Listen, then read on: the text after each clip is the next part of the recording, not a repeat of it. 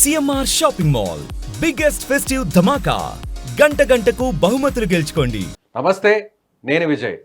తిరుపతిలో జరిగినటువంటి వారాహి సభలో పవన్ కళ్యాణ్ ఆయన ప్రసంగం మాత్రం అందరిని కూడా ఆకట్టుకుంది. ముఖ్యంగా హిందువుల మనోభావాలను కాపాడడానికి, సనాతన ధర్మాన్ని కాపాడడానికి తాను ముందుంటానంటూ కూడా పవన్ కళ్యాణ్ వ్యాఖ్యానించారు. దీనిపైన విశ్లేషణ చేయడానికి పొలిటికల్ అనలిస్ట్ చంద్ర శ్రీనివాస్ గారు మనతో పాటు ఉన్నారు. నమస్తే సార్. నమస్కారం అండి. శ్రీనివాస్ గారు, నిన్న పవన్ కళ్యాణ్ చూస్తే ఒక సరికొత్త పవన్ కళ్యాణ్ లా కనిపించారనుకోవచ్చు. డెఫినెట్గా అంటే మళ్ళీ ఎన్నికల ముందు ఎలాంటి ప్రసంగాలు ఆ వాడి వేడి ఉందో నిన్న అదే విధంగా పవన్ కళ్యాణ్ ప్రసంగంలో కనిపించింది. హిందువుల పరిరక్షకుడుగా కనపడ్డాడు. నిన్న పవన్లో విశ్వరూపం చూసాం. నిన్న నిజమే, హిందూ జాతి మొత్తం యావత్తు కూడా చాలా బాధపడే పరిస్థితిలో వాళ్ళందరి వైపున ఆ భారం మోసి 11 రోజులు పశ్చాత్తాప దీక్ష చేపట్టినట్టు. ప్రాయశ్చిత్త దీక్ష అదే విరమించారు. పశ్చాత్తాపంగా అంటే బాధపడి ప్రాయశ్చిత్త దీక్ష చేపట్టాడు. 11 రోజులు నియమ నిబంధనలతో ఉండి కాలినడకన పాపం చాలా ఇబ్బంది పడతా వెళ్ళి దీక్షను విరమించుకున్నాడు.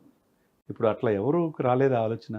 ఈ దేశంలో అనేక మంది హిందూ సంఘాలు ఉన్నాయి, స్వామీజీలు ఉన్నారు, గురూజీలు ఉన్నారు, పీఠాధిపతులు ఉన్నారు. ఎవరికి రాని ఆలోచన ఆయనకి ఎందుకు వచ్చిందంటే ఆయన అంతా ఓన్ చేసుకున్నాడు కాబట్టి. మన హిందూ సమాజంలో జరుగుతున్న దాడులు, ఎందుకంటే గతంలో 219 గుడుల మీద దాడులు జరిగింది. ఆయన చూశాడు యాజ్ డిప్యూటీ సీఎంగా. ఆయన అప్పుడు ఒక ఎమ్మెల్యే కూడా ఇది కాదు అని చెప్పేసి పోరాడుతున్నప్పుడు మళ్ళా ఇంకో అపవిత్ర జరిగిందనే ఒక ఇన్సిడెంట్ మీద ఆయన చలించిపోయాడు. హృదయాంతరాల నుంచి వచ్చి అన్నీ వదిలేసుకొని వెళ్ళాడు సార్. కాబట్టి ఇక్కడ నిన్నటిదాకా ఒక ఎత్తు అయితే, పవన్ కళ్యాణ్ అక్కడికి వెళ్ళిన తర్వాత స్వామివారిని దర్శించుకున్న తర్వాత తన ఇద్దరు కూతుర్ని డిక్లరేషన్ కూడా సంతకం పెట్టించి, ఆ కూతురు చిన్న కూతురు డిక్లరేషన్ సంతకం పెట్టి ఈయన కూడా పెట్టాడంటే అది యాక్చువల్గా ఎవరైనా వచ్చేవాళ్ళు డెఫినెట్గా డిక్లరేషన్లో సంతకం పెట్టాలనేది జగన్మోహన్ రెడ్డి గారు ఎవరైనా అనేది ఒక ఇండికేషన్ అనేది ఇచ్చాడు. అంటే సరికొత్తగా శ్రీకారం చుట్టాడు. ఇకపోతే భక్తులకి కరెక్ట్గా ఉందా లేదని భోజనాలు మాతృశ్రీ సెరగొండ వెంగమాంబ దగ్గరికి వెళ్ళి స్వయంగా అక్కడ భోజనం చేశాడు. అన్ని ప్లేసులు కలయి తిరిగాడు. 2 రోజులు అక్కడ ఉన్నాడు. 3వ రోజు ఆయన వారాహి.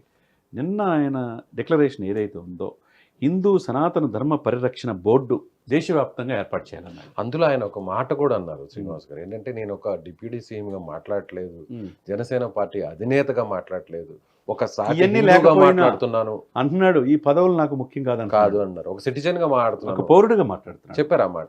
హిందూ జాతి మీద దాడులకు తరతరాలను జరుగుతున్నాయి. ఆనాటి ఇంకోటి విజయ్ గారు మీరు చూస్తే కనుక లార్డ్ మెకాలే సిఫార్సులు ఎప్పుడో బ్రిటిష్ వాళ్ళ కాలం నాటి చట్టాలు అమలవుతున్నాయి. చట్టాలు కఠిన తరంగా ఎవరికైనా ఒకే సమానంగా ఉండాలి. అదే ముస్లిమ్స్ ఇన్సిడెంట్ జరిగితే అది పెద్ద ప్రపంచవ్యాప్త ఇష్యూ చేస్తున్నారు. అదే హిందువుల మీద దాడి జరిగితే చూసి చూడట్టుకుంటున్నారు. ఇది మారాలి అన్నాడు. వేరే ఒక మతంలో జరిగితే మాత్రం అందరూ ఐక్యంగా ఉంటారు. ఆ మతస్థుల్ని చూసి నేర్చుకోవాలి. హిందువుల్లో చాలా మంది యువత కూడా అంటూ కూడా ఆయన చెప్పిన మాట ఏంటంటే, ఈ లౌకికవాదం సనాతనం అంటే ఏంటంటే అన్ని మతాలను సమానంగా దృష్టిలో చూడటమే. ఇది లౌకికవాదం, ఈ సనాతనం అనేది కుక్కటి వేలతో పెకిలించాలి, ఇది వైరస్ లాంటిదని చెప్పి ఆ పక్కన తమిళనాడు డిప్యూటీ సీఎం ఒక ఆయన అన్నాడు, ఉదయనిధి స్టాలిన్ అన్నాడు, నేను చూస్తానన్నాడు. ఆయనకు కూడా కొన్ని వార్నింగ్ ఇచ్చాడు.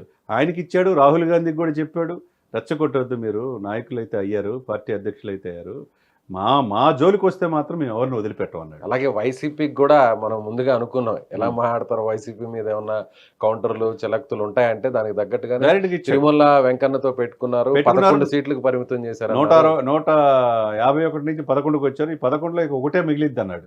నాణ్యత లేదు అనేది నేను గతం నుంచి కూడా చెప్తూనే ఉన్నాను. తిరుమల విషయంలో ఇదేం కొత్తగా చెప్పడం కాదంటూ కూడా ఆయన చెప్పుకోవచ్చు. సార్ చాలా మంచి సూచన చేశాడు ఆయన. ఈ విషయంలో వెనకడిగేసి ఆయనకి రాజకీయ పార్టీలు పదవులు ఈ వ్యామోహం కంటే హిందూ సమాజ పరిరక్షణ కోసం, హిందూ సనాతన సాంప్రదాయాన్ని కాపాడటం కోసం ఒక వ్యక్తి ఎప్పుడో వస్తాడు పుడతాడు అన్నట్టుగా ఈ వ్యక్తి ఇప్పుడు ఓన్ చేసుకున్నాడు అంతే. దీనికోసం సెంట్రల్ పెద్దలతో మాట్లాడుతున్నాడు. డెఫినెట్గా ఆయన సూచనలు సెంట్రల్ కూడా మోదీ గారు, అమిత్ షా గారు కావచ్చు, మంత్రిమండలి కావచ్చు పరిగణలోకి తీసుకుంటుంది. 100 కోట్ల మంది మనోభావాలు కదా సార్. ఇది హిందూ సనాతన ధర్మ పరిరక్షణ బోర్డు ఏర్పాటు చేయాలి, దానికి పవర్స్ ఇవ్వాలంటున్నాడు. దానికి పూర్తి పవర్స్ ఇవ్వాలి. సనాతన సాంప్రదాయాలు హిందువుల జోలికి వచ్చే, గుడుల జోలికి వస్తే డెఫినెట్గా ఎవరైతే ఆ జోలికి వచ్చారో వాళ్ళని సహాయ నిరాకరణ చేయాలన్నారు. అంటే సాంఘిక బహిష్కరణ దిశగా వాళ్ళని చేయాలి, శిక్షలు కఠినంగా ఉండాలంటున్నారు, దానికి నిధులు కేటాయించాలంటున్నాడు. నాట్ ఓన్లీ కేంద్రంలోనే కాదు, ప్రతి రాష్ట్రంలోనూ ఈ హిందూ సనాతన ధర్మ పరిరక్షణ బోర్డు ఏర్పాటు చేయాలని ఏదైతే సూచన ఉందో అది అద్భుతంగా అందరూ ఆహ్వానించాల్సింది. అంటే పవన్ కళ్యాణ్ గారిని చూస్తుంటే శ్రీనివాస్ గారు, ఆయన ఒక కొత్త స్ట్రాటజీతో ముందుకు వెళ్తున్నారు. ఇది రాజకీయ పరంగా ఒక హైందవ మతానికి సంబంధించి కూడా ఆయన ఎక్కువగా ప్రయారిటీ ఇచ్చి వాళ్ళని ఓన్ చేసుకునేటువంటి ప్రయత్నం చేస్తున్నారు. దీని వెనక బీజేపీ స్ట్రాటజీ కూడా ఉంది అనేది కొంతమంది రాజకీయ వర్గాలు చెప్తున్నారు. ఇది ఎంతవరకు నిజమంటారు? అంటే బీజేపీ స్ట్రాటజీ అంటే పవన్ ఏమన్నా అమాయకుడేమో. పవన్ కళ్యాణ్కి కూడా అంత సమాజం చదివి కవులు కళాకారులు పుస్తకాలు ఆయన ఇంటర్ చదివింది, కానీ సమాజాన్ని చదివాడు. అది హిందూ సనాతన సంప్రదాయాన్ని కాపాడటం ఆయనకి తెలుసు మొదటి నుంచి కూడా. ఆ భావజాలం మెండుగా ఉంది. రాజకీయ కోణంలో చూడాలి అనుకుంటారు అని విమర్శించే వాళ్ళు ఉంటారు. కానీ ఇప్పుడు దక్షిణ భారతదేశంలో తమిళనాడు చూసుకోండి, కేరళ చూసుకోండి, అనంత పద్మనాభ స్వామి టెంపుల్ నుంచి తమిళనాడులో తంజావూరులో బృహదేశ్వరాలయం కానించి అనేక దేవాలయాలు దక్షిణ భారతదేశంలో ఉన్నాయి. మరి దక్షిణ భారతదేశంలో హిందూ పరిరక్షణ కోసం నాంది పలికేవాడు ఇంతవరకు ఎందుకు రాలేకపోయాడు? ఇప్పుడు సనాతన సాంప్రదాయం అంటే అంత హేళనంగా చూసి ఆ ద్రవిడిజంనే మేము స్వతంత్రం మా దేశం అన్నట్టు భావించే తమిళనాడులో కూడా ఎందుకు ఒక వ్యక్తి పుట్టాడు కదా అక్కడ కూడా, ఆయన బీజేపీ నుంచి సుబ్రహ్మణ్యం స్వామి ఐపీఎస్ ఆఫీసరు ఆయన వచ్చాడు కదండి. ఓకే, మన ఎంపీగా కూడా పోటీ చేశాడు, ఓడిపోయినా కానీ అటువంటి వాళ్ళు వస్తారు. ఏదో ఒక రోజు ఎవరొకరు వ్యక్తుల పరిరక్షణ కోసం వస్తారు. ఆ కోవలో దక్షిణ భారతదేశం నుంచి ఎమర్జీ అయిన నాయకుడిగా హిందూ దేవాలయాలు కావచ్చు, హిందూ సనాతన సంప్రదాయాలు కాపాడటానికి ఇన్నాళ్ళకి ఒక వ్యక్తి వచ్చాడు కదా, అది తప్పట్లయింది.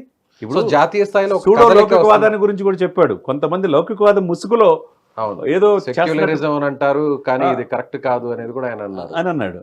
ఇవన్నీ కూడా ఏంటంటే జాతీయ భావజాలంతో ఉండాలి. మన దేశంలో హిందువులు, క్రైస్తవులు, ముస్లింలు అన్నదమ్ములా అన్ని మతాలని గౌరవించడమే సనాతన సాంప్రదాయం అనేది చెప్పారు. అంతే కదా సార్. ఇంకోటి, ఇది నిధులు కేటాయించాలి. కించపరిచే వ్యక్తులు ఎంత స్థాయి నిధుల్లో ఎవరిని వదలవు. డైరెక్ట్ గా ప్రకాష్ రాజ్ గారు కూడా ఇచ్చినట్టు ప్రకాష్ రాజ్ కూడా ఇచ్చాడు. నువ్వెవరు నన్ను ప్రశ్నించడానికి? నా ధర్మాన్ని నేను కాపాడడానికి, నా హిందువులకి మనోభావాలు దెబ్బతగిలినప్పుడు నేను అడుగుతాను, నువ్వెవడు నాకు చెప్పడానికి అన్నాడు. అదేవిధంగా ఒక తాట తీస్తా అనే పదం కూడా ఉపయోగించాడు. ఎవరిని వదలను, అవసరమైతే కత్తి పట్టుకుంటాం అనే స్థాయికి వెళ్ళాడంటే ఆయన అల్టిమేట్గా ఒక హిందూ సమాజానికి ఒక మంచి ఇండికేషన్, ఒక ధైర్యాన్ని ఇచ్చాడనేది మనం అనుకోవాలి. సో ఎన్నికలకు ముందు వైసీపీని, జగన్మోహన్ రెడ్డి గారిని అధపాతాళానికి తొక్కేస్తా అంటూ కూడా ఇదే పవన్ కళ్యాణ్ గారు గతంలో ప్రసంగాలు ఇదే వాడి వేడిగా చేశారు. ఇప్పుడు మళ్ళీ సనాతన ధర్మాన్ని కాపాడడం కోసం ఎంత దూరమైనా వెళ్తాను, అవసరమైతే మీరు అన్నట్టు కత్తి పట్టుకుంటా అనే స్థాయికి వచ్చారంటే నిజంగా చేసి చూపిస్తారా? డెఫినెట్గా ఆయన చెప్పింది చేస్తాడు సార్. మనం ఆవేశం మీరు నేను అనుకున్నా తాడేపల్లిగూడ సభలో, జగన్ నిన్ను అధపాతాలను తొక్కపోతే నా పేరు పవన్ కళ్యాణ్ కాదు, నా పార్టీ జనసేన కాదన్నాడు. ఉభయ గోదావరి జిల్లాల్లో సున్నాకు పరిమితం పవన్ కళ్యాణ్ కాదన్నాడు. చెప్పి చూపించాడుగా. నిన్న కూడా 30,000 మంది ఆడపిల్లల అదృశ్యం గురించి కూడా చెప్పాడు. 219 దేవాలయాల మీద దాడులు జరిగిన మాట ఆంధ్రప్రదేశ్లో వాస్తవం కాదా? అంతర్వేదుల రథం దగ్ధం జరిగిన మాట వాస్తవం. అప్పుడు ఈ ప్రభుత్వం 5 సంవత్సరాలు ఏం చేసినాయి? దీనికన్నా ఒక లిమిటేషన్ ఉంటుంది. మమ్మల్ని కించపరిస్తే, మా మనోభావాలను కించపరిస్తే మేము ఊరుకోము అనేది ఒక రక్షకుడుగా ఆయన వచ్చినట్టుగా ఆయన పిలుపు, ఆయన వాడివేడి ప్రసంగాలు, ఆయన డెక్లరేషన్ సిస్టమేటిక్గా ఉన్నాడు. ఏదో తూచాయిగా చెప్పట్లా, ఒక పర్ఫెక్ట్గా ఉన్నాడు, క్లారిటీతో ఉన్నాడు. ఆయనకి ఏమంత అమాయకుడేం కాదు. ఎవరో పార్టీల ప్రభావాలతో పడో ఏదో పార్టీ చెప్పినట్టుగా ఆయన ఇది కాదు. ఇన్నాళ్ళకు ఒక వ్యక్తి వచ్చాడు, ఆ వ్యక్తి తరపున మనం నడవాలి, ఇతను కరెక్టే కదా, ఇన్నాళ్ళు మా కోసం ప్రశ్నించేవాళ్ళు లేడే అందరూ ఆవేదన వ్యక్తం చేస్తుల్లో ఒక పర్ఫెక్ట్ పర్సన్ అనేది నిస్వార్థం లేని, స్వార్థం అనేది ఆయనకు తెలియదు. నిస్వార్థపరుడైన రాజకీయ నాయకుడు, ప్రజల కోసం ఆలోచించేవాడు, తనకున్న లగ్జరీ జీవితాన్ని వదిలిపెట్టి ప్రజల కోసం ఆలోచించేవాడు దొరకటం హిందూ సమాజానికి గొప్ప వరంగా మనం భావించాలి. అలాగే యువతకు కూడా కొన్ని దిశానిర్దేశం అనాలో లేదంటే చురకలంటించారో అనాలో తెలియదు, కానీ మీరు ఇది ఒక రాజకీయ సభ కాదు, సినిమా సభ కాదు, నేను ధర్మాన్ని కాపాడడం కోసం, సనాతన ధర్మాన్ని కాపాడడం కోసమే ఈ సభ అంటూ కూడా ఆయన చేశారు. వేరే మతస్థులు వారి దేవుడి పేరు చెప్తే అందరూ ఐక్యం అవుతారు, సైలెంట్ అయిపోతారు, కానీ హిందువుల్లో ఉన్నటువంటి యువత మాత్రం గోవింద అన్నా కూడా పట్టించుకోరు అంటూ కూడా ఆయన ఆవేశంగా మాట్లాడారు. అంటే డెఫినెట్గా అండి, ఆలయాల పవిత్రత కాపాడుకోవాలా, ఆలయాల్లో హిందూ మతేతరులు ఉండకూడదు అనేది కరెక్టే. ఆలయాల్లో పెట్టే తీర్థ ప్రసాదాలు కూడా కలుషితం కాకూడదు, దీని మీద నిఘా ఉండాలని చెప్పన్నాడు. అదే సమయంలో ఒక ఇన్సిడెంట్ జరిగినప్పుడు ఎమ్మటే స్పందించండి అని అంటున్నాడు. స్పందించాలి కదా, స్పందించకపోతే మీరెట్లా యువత అని చెప్పేసి ప్రశ్నిస్తున్నాడు.